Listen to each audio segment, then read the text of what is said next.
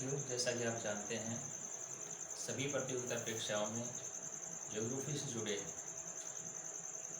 बहुत सारे प्रश्न पूछे जाते हैं। इसके अलावा हर प्रतियोगिता परीक्षा में जीके का एक बहुत बड़ा पार्ट रहता है। ज्योग्राफी के प्रश्नों को हल करने के लिए ज्योग्राफी की तैयारी आवश्यक है ही, साथ में अन्य विषयों से संबंधित जीके की तैयारी में भी ज्योग्राफी का महत्वपूर्ण स्थान रहता है। इन्हीं बातों को ध्यान में रखते हुए आज एक नए टॉपिक के साथ मैं ये वीडियो बना रहा हूँ। ये मेरा शुरुआती वीडियो है। यदि आपको अच्छा लगता है तो आप इसे लाइक करें। यदि इसमें आपको कोई त्रुटि नज़र आती है तो आप कमेंट्स में लिखें, और यदि आप हमारे परिवार का सदस्य बनना चाहते हैं, ज्योग्राफी क्लासेज बाय एस भारतीय फैमिली का एक मेंबर बनना चाहते हैं, तो आप सब्सक्राइब करें। अन्यथा किसी भी परिस्थिति में आप एक बार इस वीडियो को देखें ज़रूर। मैं आपको विश्वास दिलाता हूँ, कहीं ना कहीं इस वीडियो से आपको कुछ ना कुछ सीखने को अवश्य मिलेगा और किसी ना किसी प्रतियोगिता परीक्षा में आपके ये काम आएगा। तो आज का ये वीडियो स्टार्ट करते हैं। जैसे कि आप देख पा रहे हैं, आज का शीर्षक है अक्षांश और देशांतर। किसी भी जीके को तैयार करने के लिए हमें किसी स्थान विशेष से जुड़ना पड़ता है। क्योंकि पृथ्वी एक बहुत बड़ा ग्रह है, इसका साइज बहुत बड़ा है और इससे संबंधित संपूर्ण जीके को तैयार करना नामुमकिन सा लगता है।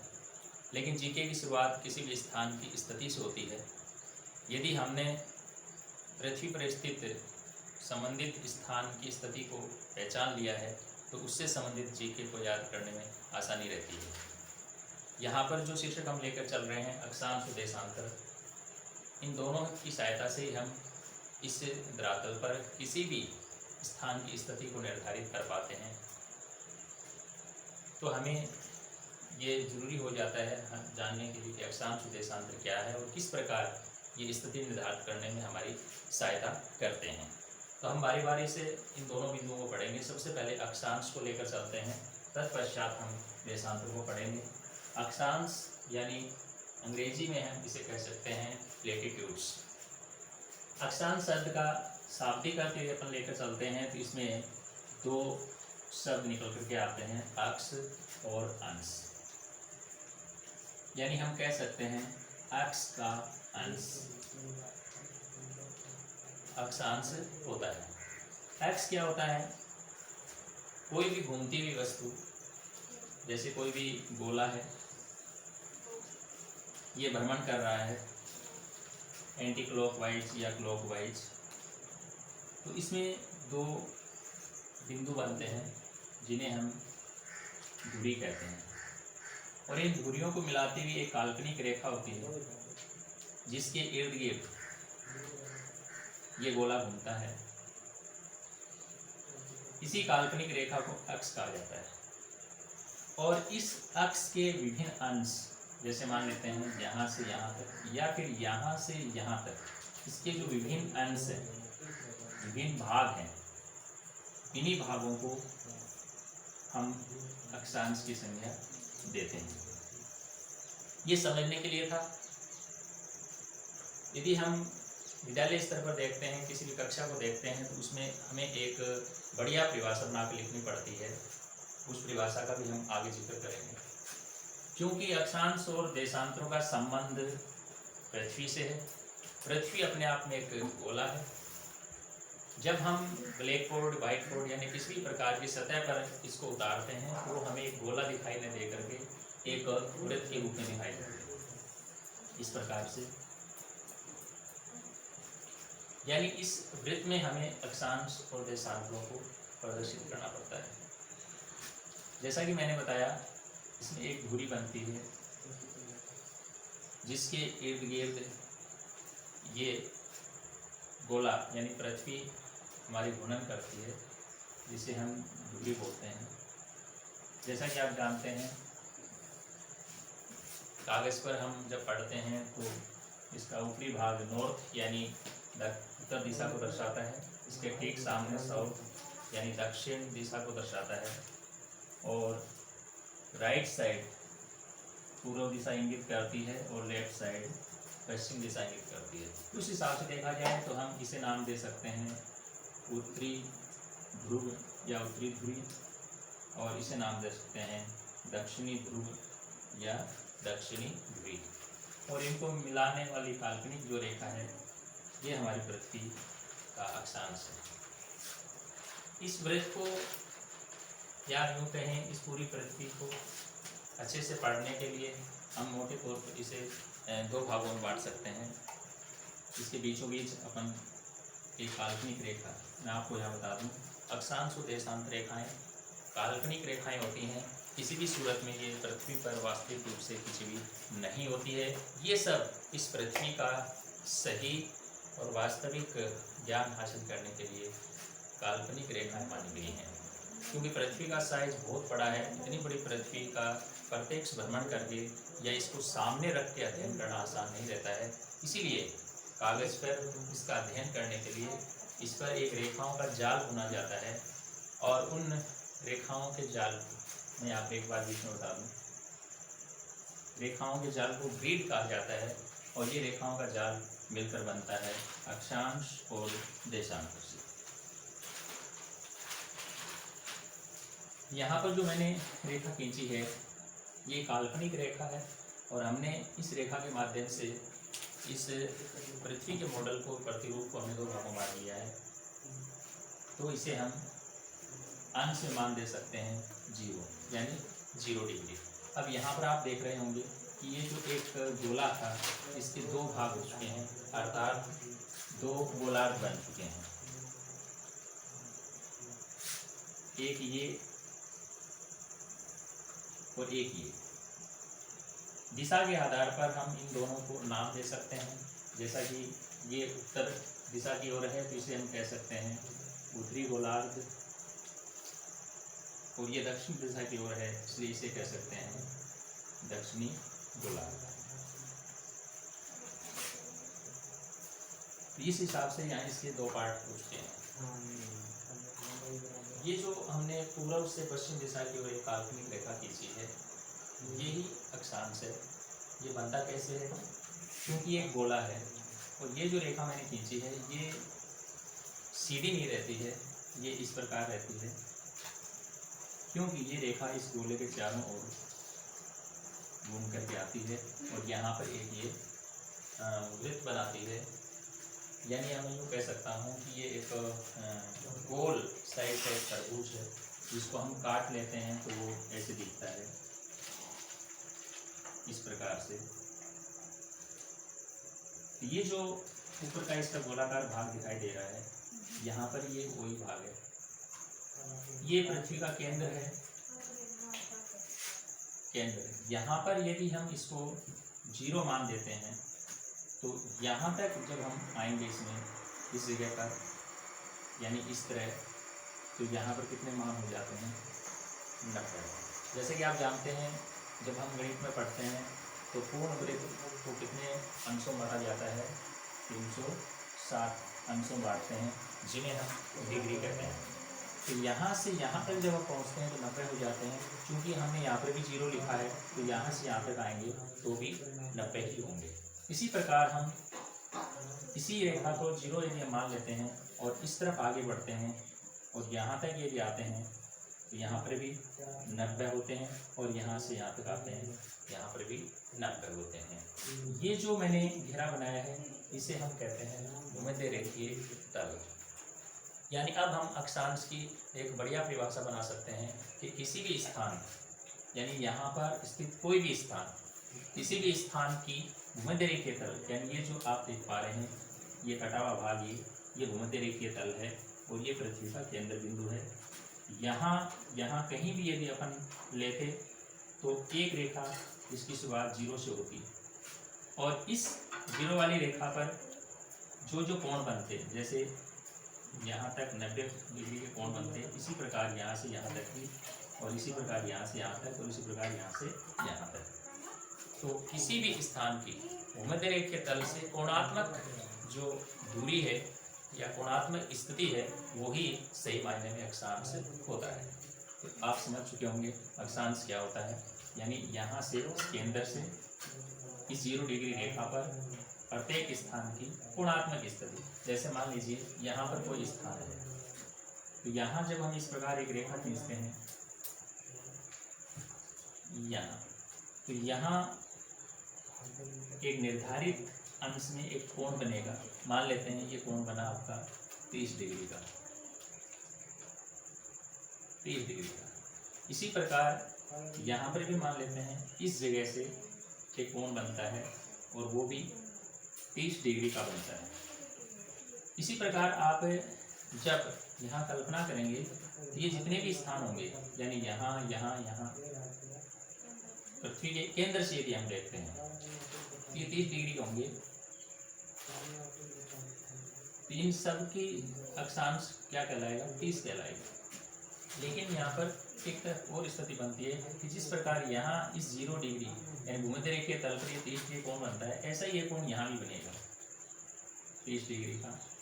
ये मैं एग्जांपल ले रहा हूँ 30 का, यहाँ पर भी 30 का बनेगा, और इनको भी हम मिला सकते हैं और इनको भी मिला सकते हैं। तो यहाँ पर देखेंगे आप, ये भी 30 डिग्री अक्षांश वाले स्थान हैं और इस रेखा पर स्थित स्थान भी सारे 30 डिग्री वाले ही हैं। तो यहाँ पर इनका भी हमें नामकरण करना पड़ेगा, क्योंकि ये उत्तरी गोलार्ध में है और ये सारे स्थान दक्षिणी गोलार्ध में है, इसलिए इसे हम कहेंगे 30 डिग्री उत्तरी अक्षांश और इसे हम कहेंगे 30 डिग्री दक्षिणी अक्षांश। यानी ये जो 0 डिग्री अक्षांश रेखा है, जिसे हम 0 डिग्री के अलावा भूमध्य रेखा भी कह सकते हैं। भूमध्य रेखा का मतलब हो गया भू के मध्य से खींची गई काल्पनिक रेखा। इसे हम विषुवत रेखा भी कहते हैं। विषुवत शब्द का सामान्य अर्थ होता है समान। संस्कृत भाषा में विश्व शब्द का अर्थ है दिन और रात की अवधि का समान होना, या फिर के मध्य, यानी दो बिंदुओं या दो स्थानों के मध्य की जो स्थिति होगी वो विश्व कहलाएगी। क्योंकि ये रेखा भी इन दो ध्रुवियों के मध्य की स्थिति को दर्शाती है, इसलिए इस रेखा का नाम भी विषुवत रेखा रखा गया है। इसे भूमध्य रेखा भी कहते हैं और 0 डिग्री अक्षांश रेखा भी कहते हैं। यानी 0 डिग्री से ऊपर की तरफ जितने भी स्थान हैं उन सब के अक्षांशीय मान उत्तरी अक्षांश कहलाएंगे, और 0 डिग्री भूमध्य रेखा से नीचे की ओर जितने भी स्थान हैं उनके सबके अक्षांशीय मान है वो दक्षिणी अक्षांश कहलाएंगे। यहाँ तक की बात क्लियर हो चुकी होगी, यानी कि हमने यहाँ पर अक्षांश की परिभाषा को और अक्षांश कैसे बनता है एक वृत्त पे, ये हमने जान लिया है। अब हम अक्षांश के बारे में थोड़ी और जानकारी लेते हैं।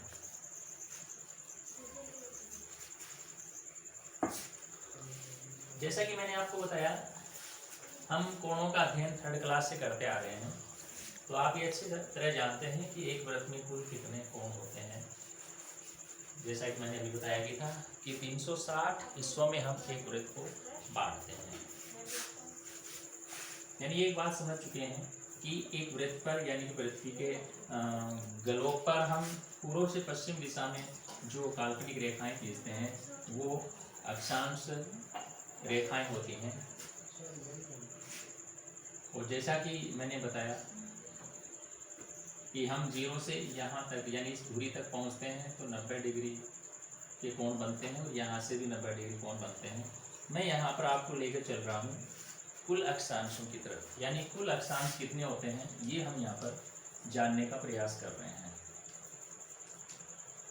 वैसे तो अधिकांश विद्यार्थी जो तरीका अपनाते हैं वो यही है कि वो अक्षांश, देशांतर या फिर अन्य चीज़ों की जो संख्याएं होती हैं उन्हें वो रटते हैं, लेकिन वो संख्याएं बनी कैसे है ये यदि आप जान लेते हैं तो फिर रटने की आपको आवश्यकता नहीं है। जैसा कि मैंने आपको बताया कि हम पूरे वृत्त को 360 डिग्री में बांटते हैं। यहाँ पर आपने देखा होगा कि कोई भी अक्षांश रेखा है वो पूरे गोले के चारों तरफ घूम कर आती है, और आप देखेंगे यहाँ से यहाँ तक 90 बन रहे हैं और यहाँ से यहाँ तक भी 90 बन रहे हैं। यानी यहाँ पर यदि 10 डिग्री का कोण बनता है तो यहाँ इसके सामने भी 10 डिग्री का कोण बनता है, और हम इनको मिलाते हुए रेखाएं खींचते हैं। तो आप बता सकते हैं कि यहाँ से यानी इस अक्षांश पर, इस अक्ष पर कितने अंश बनेंगे टोटल यहाँ से यहाँ तक। जैसा कि आप देख पा रहे हैं ये 0 है और यहाँ पर कितने हैं 90, यानी आधे गोले में यानी एक गोलार्ध में कुल अक्षांश बनेंगे 90। इसी प्रकार यहाँ से यहाँ तक भी कुल कितने अंश बन रहे हैं 0 और यहाँ कितने 90, यानी 90 प्लस 90 हो गए। कुल मिलाकर 90 और 90 180 हो गए। तो क्या हम मान लें कुल अक्षांश 180 होते हैं? हाँ, जैसा आपने सही समझा, यहाँ पर एक ये मान भी है जो इन दोनों से अलग है, क्योंकि यहाँ से हम आगे बढ़ेंगे तो 1 से आगे बढ़ेंगे, इधर भी हम 1 से आगे बढ़ेंगे तो 1 से 90 और 1 से 90, यानी 90 और 90 हो गए। लेकिन ये जो 0 का मान है ये अभी भी अपने आप में शेष रह गया, तो ये हम एक प्लस कर देते हैं, तो ये हो जाते हैं 181, यानी कुल अक्षांश होते हैं 181। ठीक है, ये चीज आपको भली भांति समझ में आ चुकी होगी, यानी 10, 20, 30, 40, 50, 60, 70, 80 और 90। इसी प्रकार यहाँ से 10, 20, 30, 40, 50, 60, 70, 80, 90 और यही प्रक्रिया यहाँ और यही प्रक्रिया यहाँ दोहराएंगे। तो कुल मिलाकर के 181 अक्षांश हमारे इस पृथ्वी के ग्रह पर बनते हैं। यहाँ पर आपने देखा होगा कहीं ना कहीं आपने इस शब्द का इस्तेमाल किया होगा, या फिर छोटे स्तर की कक्षाओं में आपने संसार के नक्शे में 0 डिग्री अक्षांश रेखा को या कर्क रेखा को या मकर रेखा को खींचा होगा। यानी यहाँ पर अक्षांश के साथ में रेखा भी जुड़ा है। ये रेखा क्या होती है? जैसा कि मैंने आपको बताया, इस भूमध्य रेखा तल से इसकी चारों तरफ एक समान डिग्री वाले जो स्थान होंगे, जैसे ये 10 डिग्री का है, तो ये जो जहां जहां से घूम करके आती है ये रेखा, इन सारे स्थानों का मान 10 डिग्री ही होता है। तो हम इनको मिलाते हुए एक काल्पनिक रेखा खींचते हैं 10 डिग्री को 10 डिग्री से। इसी प्रकार मान लीजिए ये 45 डिग्री की है, तो 45 को 45 से खींचते हैं, तो ये रेखा 45 डिग्री अक्षांश रेखा, क्योंकि उत्तर में है इसलिए 45 डिग्री उत्तरी अक्षांश रेखा कहेंगे। इसी प्रकार यदि ये दक्षिण में होती तो हम इसको 45 डिग्री दक्षिणी अक्षांश रेखा कहते हैं। ये अक्षांश रेखा की बात होगी, यानी एक समान अक्षांश वाले स्थानों को मिलाने वाली रेखा अक्षांश रेखा कहलाती है। तो यहाँ पर मैं ये बताना चाहूंगा कि अक्षांश रेखाएं कितनी खींची जा सकती है। तो यहाँ पर एक तो आपके सामने ये स्पष्ट दिखाई दे रही है कि 0 डिग्री खींची जा सकती है, तो एक तो हमारी ये हो गई 0 डिग्री वाली हो गई। अब हम यहाँ 1 से शुरू होते हैं, यानी 1 डिग्री का कोण यहाँ भी बनेगा, 1 डिग्री का कोण यहाँ भी बनेगा। इस गति से हम चलते हैं तो यहाँ पर 89 और यहाँ पर 89, इन दोनों को मिलाने वाली रेखा भी होगी, यानी 1 डिग्री से लेके 89 उत्तर में हो गए। इसी प्रकार 89 दक्षिण में रेखाएं होगी। अब बात आती है 90 की, तो यहाँ पर आप थोड़ा सोचकर देखिए, क्या हम 90 डिग्री की रेखा खींच सकते हैं? नहीं खींच सकते, क्योंकि 90 डिग्री यहाँ से यदि हम चलते हैं तो 90 यहीं पे आता है, और यहाँ से चलते हैं तो भी 90 यहीं पे आते हैं, यानी 90 डिग्री अक्षांश का मात्र एक बिंदु होता है, इसलिए हम उसकी रेखा नहीं खींच पाते हैं, वो एक बिंदु मात्र होता है। यदि हम दोनों 90 डिग्री को हटा देते हैं तो हमारे पास केवल अक्षांश रेखाएं कितनी बचती है? 179 बचती है, यानी यहाँ से -2, और -2 कौन कौन से हुए? 90 डिग्री उत्तर और 90 डिग्री दक्षिण हुए, यानी अक्षांश रेखाएं हम कितनी खींच पाते हैं? 179 खींच पाते हैं। क्योंकि इस प्रकार के प्रश्न परीक्षा में नहीं पूछे जाते हैं, फिर भी नॉलेज के लिए आपको ये पता होना चाहिए था, इसलिए मैंने आपको बताया। तो ये थी अक्षांश रेखाओं की बात। अब हम अक्षांशों से जुड़ी कुछ अन्य विशेषताएं जानते हैं। जैसे अक्षांश रेखाओं की पहली विशेषता हम क्या देख रहे हैं यहाँ पर, कि ये पूर्णवृत्त होती है। पूर्णवृत्त, जैसा कि मैंने आपको दिखाया था, ये तो हम पढ़ने के लिए आसानी के लिए ऐसे खींच देते हैं, बाकी इसकी जो सही स्थिति होती है वो इस प्रकार होनी चाहिए, इस प्रकार होनी चाहिए, क्योंकि पृथ्वी हमारा एक गोला है, एक फुटबॉल की तरह है, और ये जो अक्षांश रेखाएं हैं ये एक तरीके से छल्ले की तरह है जो हमने उसको पहना रखा है। तो ये क्या होती है? पूर्ण वर्ताकार होती है, यानी सारी पूर्ण वर्त होती है। पहली विशेषता इसकी ये हो गई। अगली विशेषता जो हम इसकी लेकर चल रहे हैं, आप देख भी पा रहे हैं कि हम इनको कौन सी दिशा से कौन सी दिशा में खींच रहे हैं। जैसा कि मैंने यहाँ पे आपको डायग्राम से दिखाया था, N, S, E और W, यानी E से W की ओर, यानी ये पूर्व से पश्चिम की ओर खींची होती है। ये इसकी दूसरी विशेषता होगी। अगली जो विशेषता हम लेकर चल रहे हैं उनमें वो ये है कि इसमें सबसे बड़ा जो वृत्त होता है, जिसे हम बृहत वृत्त कहते हैं, बृहत वृत्त कहते हैं, वो कौन सा होता है? वो होता है 0 डिग्री, जिसे हम क्या कहते हैं? भूमध्य रेखा या विषुवत रेखा भी कहते हैं। बाकी सारे लघुवृत्त होते हैं। तो आप देख पा रहे हैं कि जो जो हम आगे बढ़ेंगे ये वृत्त क्या होते जाते हैं? छोटे होते जाते हैं और अंत में ये एक बिंदु मात्र रह जाते हैं, यानी 90 डिग्री पर जाने के बाद ये एक बिंदु मात्र रह जाते हैं। ये अगली विशेषता होगी। इसके बाद अगली विशेषता हम ले सकते हैं कि ये कुल कितने अक्षांश होते हैं। तो अभी आपको बताया कि ये 181 होते हैं, जबकि अक्षांश रेखाओं की बात करें तो हम इसे 179 के रूप में मानते हैं, जबकि 90 डिग्री यानी जो अक्षांश होते हैं वो केवल बिंदु मात्र होते हैं। अब हम ये देखना चाह रहे हैं कि जब हम 1 डिग्री अंतराल से इनको खींचते हैं तो कागज पे एक अलग बात है, लेकिन धरातल पर इनकी वास्तविक दूरी कितनी होगी?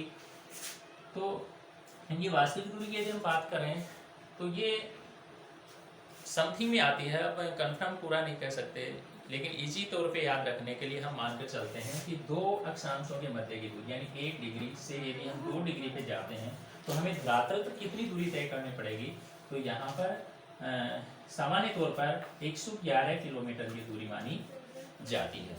इसे हम मील में भी कन्वर्ट कर सकते हैं, क्योंकि कहीं ना कहीं आंकड़े मील में भी आ जाते हैं।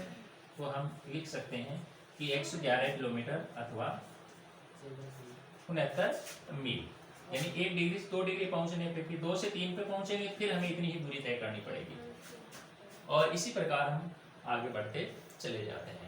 तो ये हो गई दो अक्षांशों के बीच की दूरी। एक इंपॉर्टेंट क्वेश्चन है, ये अक्सर परीक्षा में पूछा जा सकता है। तो ये अक्षांश से जुड़ी महत्वपूर्ण विशेषताएं थी।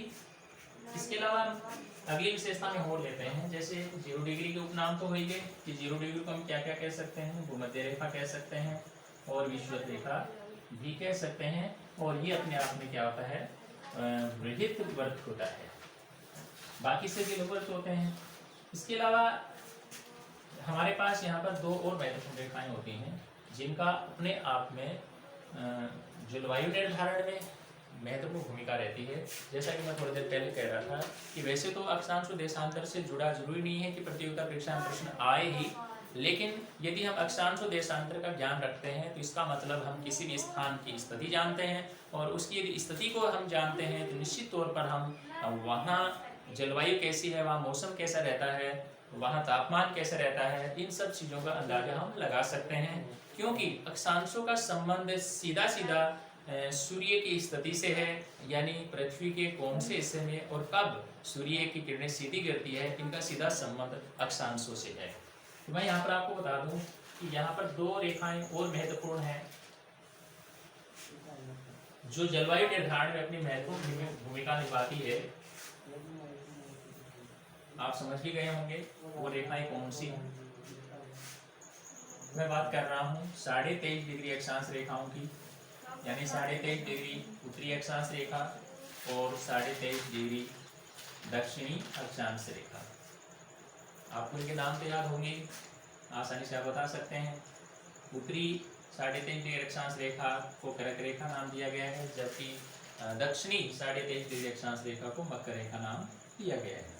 ये रेखाएं हमारे लिए महत्वपूर्ण क्यों हैं, ये मैं आपको बताना चाह रहा हूँ। जैसा कि आप जानते हैं कि पृथ्वी रूपी जो गोला है वो बिल्कुल सीधा नहीं है, ये झुका हुआ है, यानी इसकी जो धुरी बनती है, जो अक्ष बनता है, वो सीधा नहीं बनता है बल्कि झुका हुआ बनता है।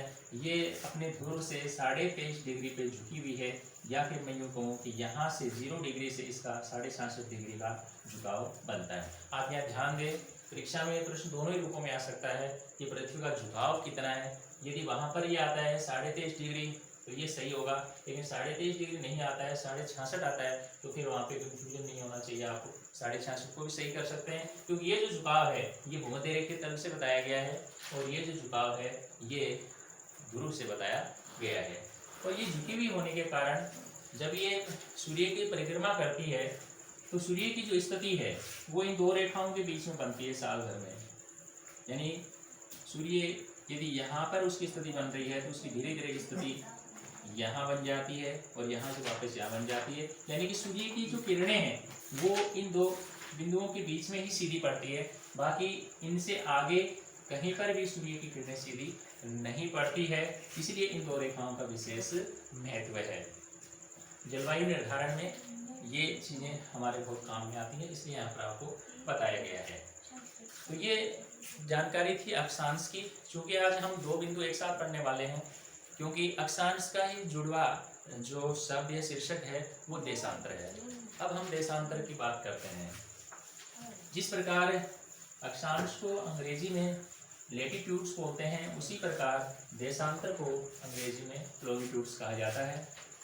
देशांतर, जिस प्रकार हमने अक्षांश का शाब्दिक अर्थ निकाला था, उसी प्रकार हम यहाँ पर प्रयास करेंगे देशांतर का भी शाब्दिक अर्थ निकाल लें। हम देश क्या होता है कभी जानने का प्रयास नहीं किया होगा, या फिर अपन यूँ मानते हैं कि जहाँ पर बहुत सारे लोग रहते हैं हम उसे देश कहते हैं। तो यहाँ पर देश का अर्थ मैं स्थान से ले रहा हूँ। तो यहाँ पर फिर क्या हो गया इसका शाब्दिक अर्थ? स्थानों का अंतर। स्थानों का अंतर समझने के लिए कहीं ना कहीं ये शाब्दिक अर्थ भी आपके काम आ सकता है। यानी कि पृथ्वी के गोलार्ध पर या पृथ्वी रूपी वृत्त पर दो स्थानों के बीच का जो अंतर है वो हम किसकी सहायता से निकाल पाते हैं? देशांतरों की सहायता से निकाल पाते हैं। वैसे जिस प्रकार अक्षांश एक कोणीय मान होता है, उसी प्रकार देशांतर भी एक कोणीय मान का ही नाम है। अंतर रहेगा इसमें थोड़ा सा यही जो मैं आपको यहाँ समझा रहा हूँ। क्योंकि अभी हमने अध्ययन किया था कि पृथ्वी पे दो धुरी बनती है, एक उत्तरी धुरी बनती है जिसको अपन नॉर्थ पोल कहते हैं, और एक दक्षिण धुरी बनती है जिसको हम साउथ पोल कहते हैं। इनको मिलाते हुए भी हम एक रेखा खींच देते हैं, इस प्रकार से एक रेखा खींच देते हैं, और इसे हम यदि 0 डिग्री मान दे देते हैं तो यहाँ पर भी वही कंडीशन बनती है जिस प्रकार हमने यहाँ पर 0 डिग्री को दर्शाया था। या फिर यूँ कहें कि इस गोले का अध्ययन आसान बनाने के लिए हमने इसको सबसे पहले मोटे मोटे 4 भागों में बांट दिया। पहले हमने इस रेखा को खींचते हुए इसके 2 भाग किए थे, एक उत्तरी गोलार्ध और एक दक्षिणी गोलार्ध। अब हम क्या कर रहे हैं, इस रेखा को खींचते हुए इसके 2 भाग कर रहे हैं, लेकिन यहाँ पे नाम क्या दे पाएंगे हम? इधर कौन सी दिशा है? पूर्व दिशा है, तो हम इसे कहेंगे पूर्वी गोलार्ध। तो ये भाग किस दिशा की ओर है? पश्चिम दिशा की ओर है, इसलिए हम इसको कहेंगे पश्चिमी गोलार्ध।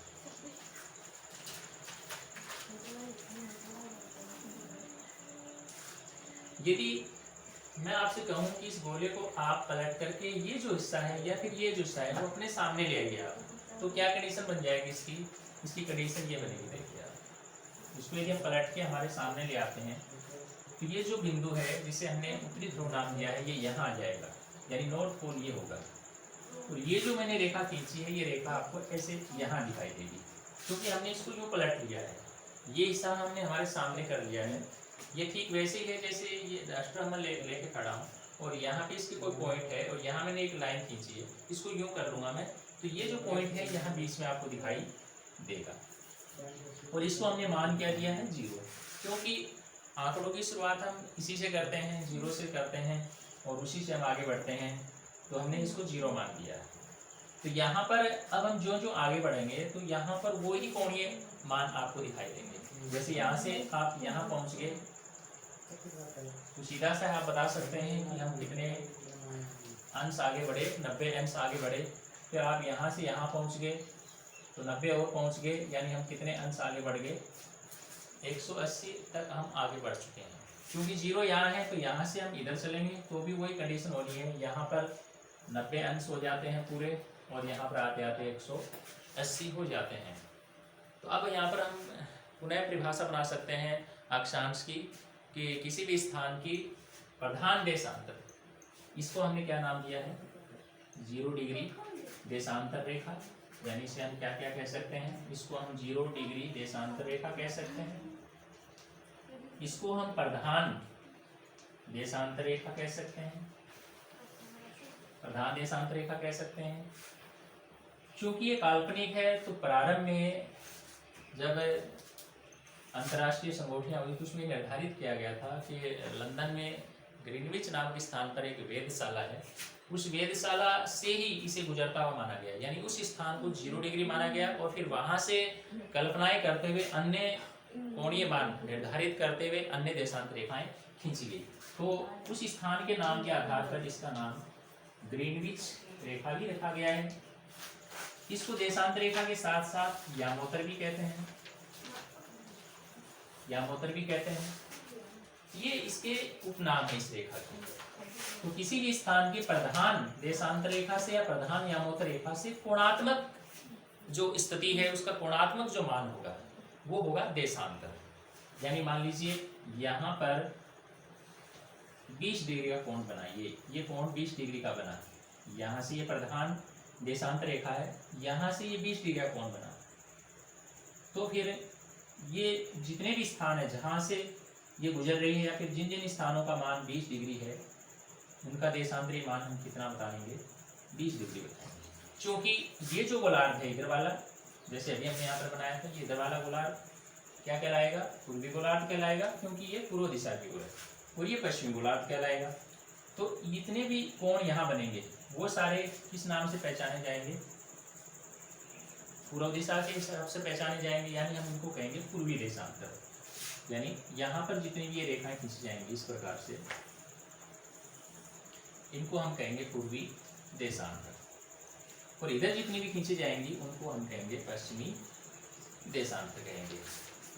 इसी प्रकार मान लो यहाँ पर 45 डिग्री का कोण बना, तो ये हो गई 45 डिग्री देशांतर, और यहाँ पर जितने भी स्थान है उन सबका कोणीय मान एक जैसा है, यानी 45, 45, 45, और इन सबको मिलाते हुए यदि हम एक काल्पनिक रेखा खींच लेते हैं तो फिर जिस प्रकार हमने अक्षांश रेखा की परिभाषा जानी थी वैसे ही यहाँ पर एक परिभाषा देशांतर रेखा की बन जाती है। यानी एक समान देशांतर मान वाले स्थानों को मिलाकर खींची गई काल्पनिक रेखा देशांतर रेखा कहलाती है। तो यहाँ तक कितनी हो जाएगी, 90 हो जाएगी। फिर आगे बढ़ते जाएंगे तो यहाँ तक कितनी हो जाएगी, 180 हो जाएगी। इसी प्रकार यहाँ से हम आगे बढ़ेंगे, ये जितने भी कोणीय मान बनते हैं ये भी टोटल कितने बन जाएंगे, 180 बन जाएंगे। ये मैंने इसको गोल घुमा के दिखाया गया है। ये जो मैं रेखाएं यहाँ पर ऐसे खींच रहा हूँ ये तब दिखाई देती है जब पृथ्वी सीधी खड़ी कल्पना करते हैं। यहाँ पर हमने पृथ्वी को टेढ़ा किया है, यानी धुरी को हमने सामने किया है। आप नीचे वाले भाग को भी सामने ला सकते थे, तो ये रूप दिखेगा आपको, और यदि हम सीधा रखेंगे तो ये रूप दिखेगा।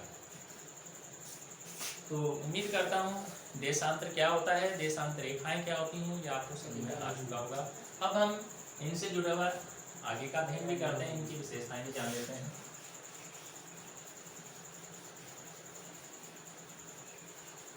इनको पहचानने का एक तरीका और भी है,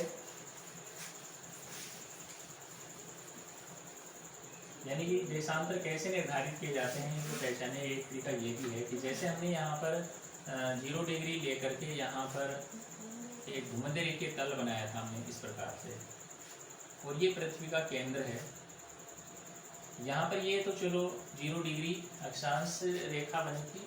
इसी प्रकार यहाँ पर मैंने ग्रीनविच रेखा की कल्पना करी है, ये इसको भी मैंने 0 नाम दिया है, इसको भी मैंने 0 नाम दिया है। अब यहाँ से इस रेखा पर यदि हम कोण बनाकर चलते हैं तो वो देशांतर रेखाओं को इंगित करते हैं। जैसे मैंने अभी बताया कि यहाँ 20 डिग्री कोण बनता है, तो यहाँ से होते हुए यदि मैं एक रेखा खींच देता हूँ इस प्रकार, ठीक ऐसी ये रेखा इधर भी खींची जाएगी, दोनों का ही मान सेम होगा। यानी ये यदि 20 डिग्री है तो ये भी 20 डिग्री ही है। तो ये क्या हो गई, एक देशांतर रेखा हो गई, और इसका मान क्या हो गया, 20 डिग्री हो गया।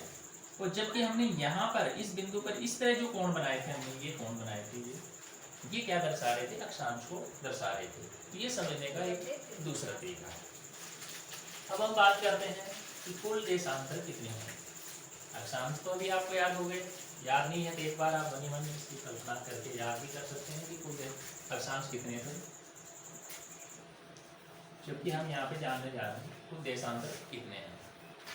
क्योंकि अभी मैंने एक डायग्राम बनाया था, उसमें आपको समझाने का प्रयास किया था कि ये 0 डिग्री है, तो यहाँ पर कुल कितने बन जाएंगे, 90 बन जाएंगे, और यहाँ पर कुल कितने बन जाएंगे, 180 बन जाएंगे। इसी प्रकार यहाँ से हम इधर आएंगे तो भी कितने बनने चाहिए, 180 बनने चाहिए। अब आप खुद अपने दिमाग का इस्तेमाल करते हुए संख्या निकालने का प्रयास करिए, क्योंकि यदि आप संख्याओं को रटेंगे तो एक दिन आप उसे भूल जाएंगे, समझ लेंगे कभी नहीं भूलने वाले हैं। तो मैं यहाँ से गिनती शुरू करता हूँ। पहली रेखा यानी पहला देशांतर कौन सा हुआ, 0 डिग्री का हुआ, और मैं यहाँ से 1 2 3 यानी 1 2 3 इस प्रकार काउंट करते हुए आगे बढ़ता जाता हूँ। 1 डिग्री के अंतराल से मैं यदि यहाँ तक आता हूँ तो कितने हो गए, 180 हो गए। इसी प्रकार इस जीरो को हम काउंट कर चुके हैं।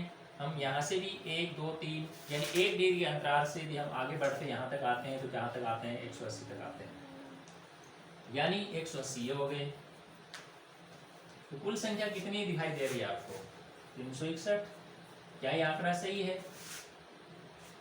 हाँ, आंकड़ा बिल्कुल सही नहीं है, इसमें कुछ त्रुटि है। वो त्रुटि क्या है, आपने देखा होगा कि हम यहाँ से जब यहाँ पहुँचे तो भी इसी स्थान पे पहुँचे, और इस तरफ से चल के हम यहाँ आए तो भी उसी स्थान पे आए। कहने का मतलब ये है कि 180 डिग्री जो देशांतर रेखा है वो अलग अलग नहीं है, पूर्व और पश्चिम से जाके हम एक जगह पर मिल जाते हैं। तो यहाँ पर हमें 180 यानी कि ये जो 361 का आंकड़ा है इसमें से -1 करना पड़ेगा और ये हो जाएगा 360, यानी कुल देशांतर कितने होते हैं, 360 होते हैं।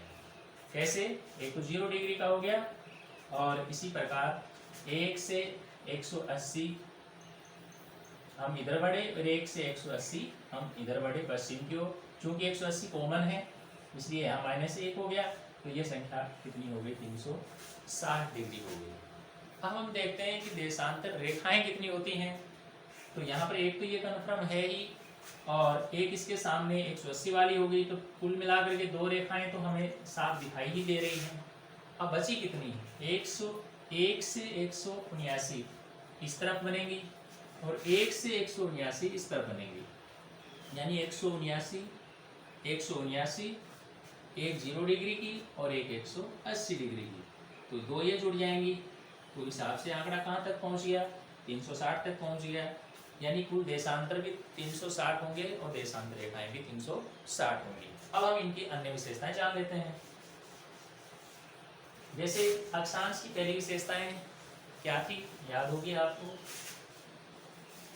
याद नहीं, याद करने का प्रयास करें। अक्षांश की पहली विशेषता मैंने आपको बताई थी कि ये पूर्ण वृत्त होती है, लेकिन यहाँ पर हम देशांतर की विशेषताएं पढ़ रहे हैं तो इन दोनों में अंतर है। ये अर्धवृत्त होती है, यानी उत्तरी ध्रुव से शुरू होती है और दक्षिण ध्रुव पर जाके समाप्त हो जाती है, यानी ये अर्धवृत्त होती है। अर्धवृत्त का मतलब ये यहाँ पर इससे है, जबकि अक्षांश रेखाएं पूर्ण वृत्त होती है, यानी वो पृथ्वी के गोले के चारों तरफ घूम करके आती है। तो अक्षांश पूर्ण वृत्त, देशांतर अर्धवृत्त, पहली विशेषता। दूसरी विशेषता अक्षांश की हमने क्या ली थी कि वो पूर्व से पश्चिम दिशा में खींची जाती है। यहाँ पर आप देख रहे हैं ये कौन सी दिशा में खींची जा रही है, उत्तर से दक्षिण दिशा में खींची जा रही है, शुद्ध उत्तर से दक्षिण दिशा में खींची जा रही है। ये इसकी दूसरी विशेषता होगी। अगली विशेषता हमने ली थी कि उसमें 0 डिग्री अक्षांश रेखा प्रधान अक्षांश रेखा होती है, जिससे हम वृत्त भी कहते हैं, विषुवत रेखा भी कहते हैं, भूमध्य रेखा भी कहते हैं। यहाँ पर प्रधान देशांतर रेखा या प्रधान यामोत्तर रेखा कौन सी है, वो भी 0 है। इसको किस नाम से जाना जाता है, इसको ग्रीनविच के नाम से जाना जाता है। ग्रीनविच के नाम से क्यों जाना जाता है, मैंने आपको बताया था कि इंग्लैंड लंदन शहर में ग्रीनविच नामक एक स्थान है जहाँ पर एक वेधशाला बनाई गई है। उस वेधशाला से 0 डिग्री गुजरता हुआ माना गया है। 1884 में एक अंतर्राष्ट्रीय संगोष्ठी हुई थी जिसमें तय किया गया था कि ग्रीनविच नामक स्थान को 0 डिग्री देशांतर पर स्थित माना जाए, और वहाँ पर बाकायदा इसे काल्पनिक तौर पर बनाया भी गया है। आप नेट पर जाकर के उसकी फोटोग्राफ भी देख सकते हैं। ये इसका दूसरा नाम हो गया। इसके अलावा इसको प्रधान यामोत्तर रेखा भी कहते हैं। प्रधान यामोत्तर रेखा, यामोत्तर का मतलब उस चीज़ से होता है जो समान भागों में बांटने वाली होती है। तो ये भी पृथ्वी को 2 समान हिस्सों में बांटती है, इसलिए इसका नाम प्रधान यामोत्तर रेखा भी कहा गया है। अन्य विशेषताओं में यदि हम इसकी बात करें तो कुल संख्या इसकी आयुष की है 360 डिग्री, यानी कुल संख्या इनकी 360 होती है। जिस प्रकार हमने 2 अक्षांशों के बीच की वास्तविक दूरी जानी थी, तो यहाँ पर हम इनके बीच की वास्तविक दूरी भी जान लेते हैं। तो इनकी वास्तविक दूरी भी सामान्य तौर पे 111 किलोमीटर ही मानी जाती है, यानी 69 मील मानी जाती है, लेकिन शुद्ध आंकड़ा इसका 111.3 आता है। तो आप ये दोनों आंकड़े याद रख सकते हैं, 111 भी और 111.3 भी। कहना कि यदि ऑप्शन आ जाते हैं परीक्षा में 111 भी आया हुआ है और 111.3 भी आया हुआ है, तो आप इन दोनों में इसे सही करेंगे, क्योंकि ये शुद्ध आंकड़ा है। क्योंकि याद रखने के लिए 111 किलोमीटर को ही याद रखा जाता है। कहने का मतलब ये है कि आप 1 डिग्री देशांतर से 2 डिग्री देशांतर तक धरातल पर चलकर जाएंगे तो आपको इतनी दूरी चलना पड़ेगी, तभी आप 1 डिग्री से 2 डिग्री पर पहुंच पाएंगे। या फिर यूँ कहें कि एक ए स्थान है और एक बी स्थान है, दोनों के बीच में 1 डिग्री का अंतर है, तो मान लीजिए उनके बीच की वास्तविक दूरी कितनी होगी, 111 किलोमीटर होगी। ये चीज़ आगे आपको बहुत काम आने वाली है, क्योंकि देशांतरों की सहायता से ही हम दो देशों के बीच का अंतर जान पाते हैं। इसके अलावा जो समय की तुलना हम करते हैं, अलग अलग देशों का पारमाणिक समय अलग अलग निर्धारित किया जाता है, वो भी देशांतरों के आधार पर ही किया जाता है। ये हम किसी अन्य वीडियो में पढ़ पाएंगे, क्योंकि आज हमारा मूल उद्देश्य अक्षांश और देशांतर को ही समझना था। और मैंने उम्मीद की है कि आपको ये वीडियो अच्छा लगा होगा और आप बहुत कुछ समझ पाए होंगे, जो आपके लिए आगे आने वाले भविष्य में बहुत उपयोगी होगा। मैं एक बार पुनः आपसे कहना चाहूँगा कि यदि ये मेरा शुरुआती वीडियो है, आपको अच्छा लगता है तो आप लाइक करें, और आपको इसमें यदि कोई त्रुटि लगती है, आप मुझे कोई सुझाव देना चाहते हैं मेरा एक स्टूडेंट होने के नाते, तो आप कमेंट्स में लिख देवें। और यदि आप मेरे परिवार का सदस्य बनना चाहते हैं तो इसको सब्सक्राइब कर देवें। और अन्यथा कुछ भी यदि आप नहीं करें तो इस वीडियो को एक बार आपने देखा है, इसके लिए आपका बहुत बहुत धन्यवाद। Thank you. अन्य किसी वीडियो में मिलते हैं। Take care.